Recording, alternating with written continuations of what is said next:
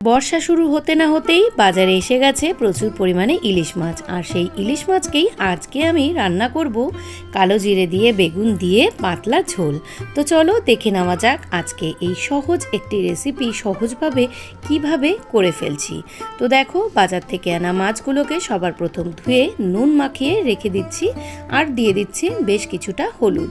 নুন আর হলুদ মাখিয়ে আমি 30 মিনিটস মতন কিন্তু ম্যারিনেট করে রেখে দিচ্ছি।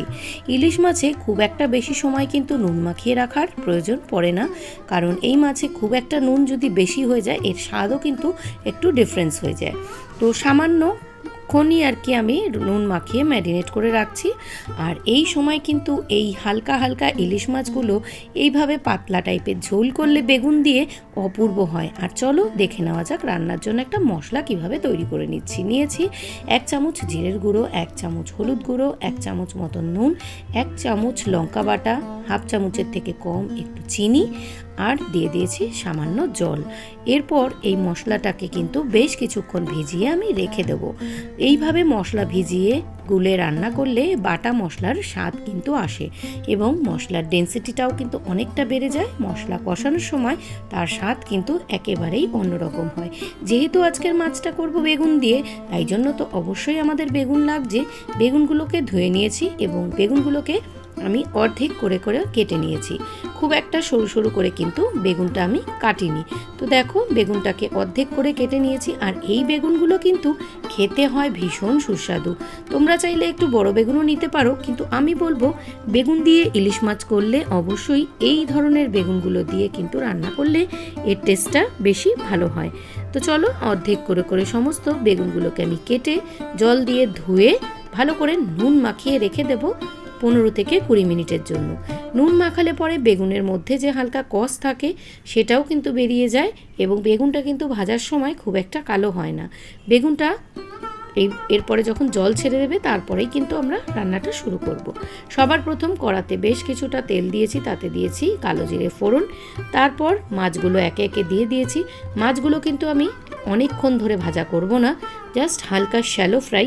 এপিঠ একটু কয়েক সেকেন্ড ফ্রাই হলে আবার মাছগুলোকে একটু খুন্তির সাহায্যে উল্টে মাছগুলোকে কিন্তু তুলে নেব। ইলিশ মাছ কিন্তু কাঁচাও রান্না করা যায়, কাঁচা ভাতে, কাঁচা পাতলা ঝোল, হলুদ দিয়ে সেদ্ধ করা ঝোল, এইগুলোই কিন্তু ইলিশ মাছের একটা আলাদা স্বাদকে বহন করে আনে। তো আগেকার দিনে কিন্তু ইলিশ মাছ ম্যাক্সিমাম টাইম সেদ্ধ করে রাখা ঝোল দিয়েই কিন্তু ভাত খেত অনেকে। ইলিশ মাছের এখন নানা রকম পদ তো অবশ্যই বেরিয়েছে, কিন্তু আগে যে হলুদ দিয়ে সেদ্ধ হতো ওইটা কিন্তু খেতে ভীষণই সুস্বাদু লাগতো খেতে। তো তোমরা কে কে খেয়েছো অবশ্যই কমেন্ট করে জানিও। তো দেখো, গল্প করতে করতে আমাদের কিন্তু মাছটা পুরোপুরি ভাজা হয়ে গেছে। এরপর আমি বেগুনগুলোকে তেলে ছেড়ে দিয়েছি। বেগুনগুলো কিন্তু আমি একেবারে ছাঁকা তেলে ভাজছি না, দেখতেই পাচ্ছ যে তেল কিন্তু খুব সামান্য। এর মধ্যেই কিন্তু বেগুনগুলো দিয়ে একটু এপিট ওপিট করে সাঁতলে নিচ্ছি বা একটু হালকা ভেজে নিচ্ছি। খুব একটা বেশি সময় ভাজবো না, কারণ শরীর বা স্বাস্থ্যের কথা মাথায় রেখে আমাদের কিন্তু তেলের কথাটাও মাথায় রাখতে হবে। তাই দেখো, খুব একটা তেলও নেই, অথচ কিন্তু বেগুনটা কিন্তু খুব সুন্দরভাবে ভাজা হচ্ছে। এর একটাই কারণ, আগে থেকে নুন মাখিয়ে রেখেছিলাম, সেই কারণে। এরপর একটু ঢাকা চাপা দিয়ে বেগুনটা উল্টে পাল্টে দিলাম।